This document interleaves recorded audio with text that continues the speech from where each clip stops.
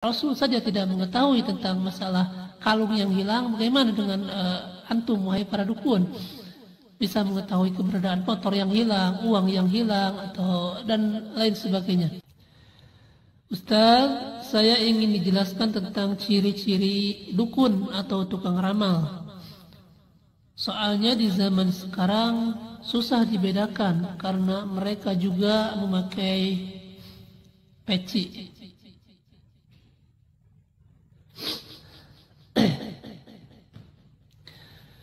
Untuk membedakan antara dukun dengan non dukun, tentunya dengan ilmu ya. Soalnya jika barometer kita adalah penampilan atau pakaian, mereka juga sama. Mereka memakai gamis, kadang mereka juga memakai peci. Bahkan atribut mereka lebih komplit ya. Ciri-ciri dukun itu sebenarnya banyak ya. Kami terangkan di sini beberapa yang pokok saja agar penanya dan kaum muslimin tidak terjerumus ke dalam akidah dukun tersebut atau tidak terjerumus mendatangi dukunnya. Ciri-ciri dukun itu ada, kami terangkan di sini 3 saja ya. Yang pertama, ciri-ciri dukun itu al-kahin alladzi yukhbiru 'anil kawaini fi mustaqbaliz zaman. Yang pertama, ciri-ciri dukun itu adalah orang yang mengaku mengetahui kejadian-kejadian yang akan datang. Jadi ketika seseorang bisa memprediksi kejadian yang akan datang, maka itu tidak usah diragukan lagi, itu adalah dukun ya. Itu adalah dukun. Meskipun dia memakai sorban, memakai peci, gelarnya kiai kah, ustadz kah, atau habib kah. Jika seseorang mengaku mengetahui kejadian-kejadian yang akan datang, itu adalah dukun. Ya, itu di dalam kitab ta'rifat kata para ulama. Contohnya misalnya ada seseorang mengatakan, Bapak tahun depan akan mendapatkan rezeki yang berlimpah, atau tahun depan Bapak akan mempunyai anak, atau gimana saja bentuk ucapannya ya. Nah, orang tersebut jika mengatakan kejadian 1 tahun yang akan datang, maka itu tidak diragukan lagi, itu adalah dukun ya. Sebab kejadian-kejadian yang akan datang itu sebagaimana dijelaskan di dalam Al-Quran, itu tidak ada yang mengetahui ya. Jangankan 1 tahun yang akan datang, 1 bulan yang akan datang pun kita tidak akan mengetahui ya. Bahkan 1 hari yang akan datang, kita tidak tahu itu. Besok itu kita itu masih hidup apa tidak. Jadi besok pun kita tidak mengetahui apa yang akan terjadi. Itu diterangkan di dalam Al-Quran. Inna Allaha indahu ilmu sa'ah wa yunazzilul ghaith wa ya'lamu ma fil arham wa ma tadri nafsum madza taksibu gada wa ma tadri nafsum bi ayyi ardin tamut wa ma tadri nafsum madza taksibu gada. Dan tak seorang pun yang mengetahui apa yang akan terjadi pada esok hari ya. Nah, jadi jangankan 1 tahun yang akan datang, 1 bulan yang akan datang, bahkan 1 hari yang akan datang pun manusia tidak akan mengetahuinya ya. Nah, jadi itu ciri yang pertama buat saudara dan kaum muslimin. Ciri-ciri dukun atau tukang ramal sekarang sama saja ya. Dukun dan tukang ramal itu sama saja karena mereka itu multifungsi ya. Kadang bisa menjadi dukun, bisa juga menjadi tukang ramal. Kemudian yang kedua, ciri-ciri dukun itu wa yad'i ma'rifatal asrar, yaitu orang yang mengaku bisa mengetahui rahasia.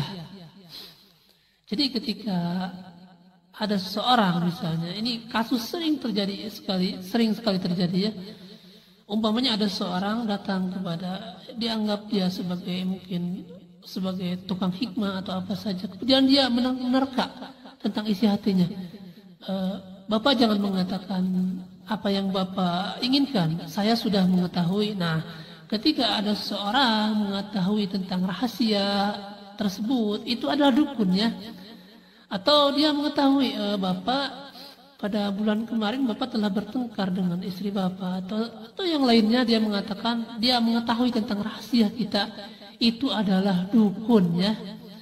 Dan di antara 1000 terkaan tentunya hanya satu yang benarnya, dan 999 itu salahnya ya. Jadi mereka cuma menerka-nerka aslinya. Nah, jadi ciri yang kedua daripada ciri-ciri dukun itu, orang yang suka mengetahui, orang yang mengetahui rahasia-rahasia kita ya, menerka-nerka lah. Itu yang kedua. Kemudian yang ketiga, ciri-ciri dukun itu wa mutala'at ilmil ghaibi, yaitu orang yang mengaku mengetahui tentang perkara-perkara yang gaib ya. Dan ini yang paling banyak terjadi ini. Kadang mereka mengetahui motor Bapak yang hilang, kemudian Bapak tanya, ini banyak sekali terjadi ya. Tolong Pak Kiai bahasanya atau Mbah Dukun, saya ingin tahu motor saya yang hilang di mana. Dia mengetahui, motor Bapak ada di sebelah barat, yang mencurinya adalah seorang laki-laki memakai jaket hitam, kemudian sendalnya pakai sendal swallow ya. Itu sebenarnya dusta itu ya, dusta. Tapi ini adalah ciri-ciri dukunnya, dia mengaku bisa mengetahui perkara yang gaib tentang uang yang hilang, motor yang hilang, benda yang hilang. Itu adalah kedustaan ya. Sebab perkara yang gaib itu Allah tidak memperlihatkan kepada siapapun. Seperti Allah jelaskan di dalam Al-Quran, ayatnya banyak sekali ya. Misalnya di dalam surah An-Naml, Allah sebutkan, Qul la ya'lamu man fis samawati wal ardi al-ghaiba illallah. Kata Allah ini. Kata Allah Subhanahu wa taala, katakanlah wahai Rasul, atau katakanlah wahai Muhammad, tak seorang pun di langit dan di bumi yang mengetahui perkara yang gaib kecuali Allah. Itu Allah langsung yang mengatakan. Jadi di langit sekalipun dan di bumi, kata Allah, tidak akan ada yang mengetahui perkara yang gaib kecuali Allah ya. Itu di dalam surah An-Naml. Kemudian di dalam surah Al-Jin juga, kalau tidak salah ayat 26 atau 27 ya, dikatakan Alimul ghaibi fala yudhiru ala ghaibihi ahada illa man irtada min rasulin. Kata Allah Subhanahu wa taala, perkara-perkara yang gaib itu Allah tidak memperlihatkan kepada siapapun kecuali kepada Rasul yang diridhoinya ya. Nah, jadi Rasul juga yang disebutkan di dalam Al-Quran, ada waktu-waktu tertentu dikasih tahu oleh malaikat Jibril, tetapi tidak selamanya mengetahui. Rasul juga kalau secara umum tidak mengetahui, kecuali ada waktu-waktu tertentu, itu pun dikasih tahu sama malaikat Jibril ya. Tapi umumnya Rasul juga tidak mengetahui. Nah, jika Rasul Sallallahu Alaihi Wasallam manusia yang mulia tidak mengetahui perkara yang gaib, terus bagaimana dengan dukun, dengan peramal ya? Nah, jadi siapapun yang mengaku mengetahui perkara yang gaib, dia itu mau kiai kah, mau ustadz kah, atau mau dukun sekalipun, mengaku dia sebagai dukun, itu sebenarnya bukan kiai, bukan ustadz, tetapi seorang dukun ya. Nah, jadi ciri yang ketiga, ciri-ciri dukun itu adalah orang yang mengaku mengetahui perkara yang gaib ya. Tidak, Rasul pun, bahkan saya pernah membaca riwayat, cuma lupa di dalam kitab apa ya, Rasul itu, istrinya Rasul Aisyah pernah kehilangan gelang atau kalung pada malam hari ba'da Isya. Rasul memerintahkan kepada seluruh sahabat agar mencari kalung tersebut. Saking sayangnya Rasul kepada Aisyah waktu itu. Rasul memerintahkan kepada sahabat, dan sahabat semua mencari sampai subuh, itu tidak ketemu kalung tersebut ya. Ketemu pas pagi ketika onta kepanasan, kemudian onta itu bergegas mencari makan, ternyata kalung tersebut ada di dalam di bawah dekaman onta tersebut. Ya, jadi ketika onta mendekam, di bawah onta tersebut kalungnya Aisyah berada. Ya. Nah, jadi jika Rasul saja tidak mengetahui tentang masalah kalung yang hilang, bagaimana dengan antum, wahai para dukun? Bisa mengetahui keberadaan motor yang hilang, uang yang hilang, atau dan lain sebagainya. Nah, itu 3 ciri yang paling pokok. Pertama, orang yang ciri-ciri dukun itu orang yang suka mengabarkan tentang kejadian-kejadian yang akan datang. Kemudian yang kedua, orang yang mengaku bisa tahu tentang rahasia saudara.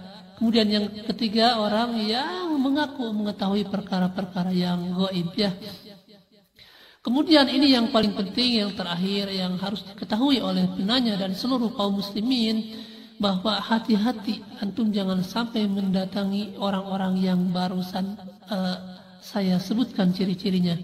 Sebab jika seseorang mendatangi dukun dengan ciri-ciri yang saya sebutkan, pertama, orang tersebut solatnya tidak akan diterima selama 40 hari, ya. Sebagaimana diterangkan di dalam hadis, man ata arrafan aw kahinan fasa'alahu an syai'in fasaddaqahu lam tuqbal lahu salatan 40 yawman. Barang siapa mendatangi dukun atau tukang ramal, kemudian menanyakan suatu perkara dan dia membenarkan perkataan dukun tersebut, maka sholatnya tidak akan diterima selama 40 hari. Di dalam hadis yang lain, Rasul menyebutkan, man ata arrafan fasaddaqahu faqad kafara bima unzila ala Muhammadin sallallahu alaihi wasallam. Barang siapa yang mendatangi dukun atau tukang ramal kemudian membenarkan ucapannya, maka dia telah kufur kepada apa yang diturunkan kepada Rasulullah, yaitu yakni dia telah kufur terhadap Al-Qur'an, ya. Nah, jadi itu kurang lebih penjelasan tentang ciri-ciri dukun secara singkat dan bahaya mendatangi dukun tersebutnya. Mudah-mudahan penanya paham dan kita semua kaum muslimin bisa menjaga diri agar tidak mendatangi dukun-dukun tersebut, ya. Wallahu a'lam bissawab.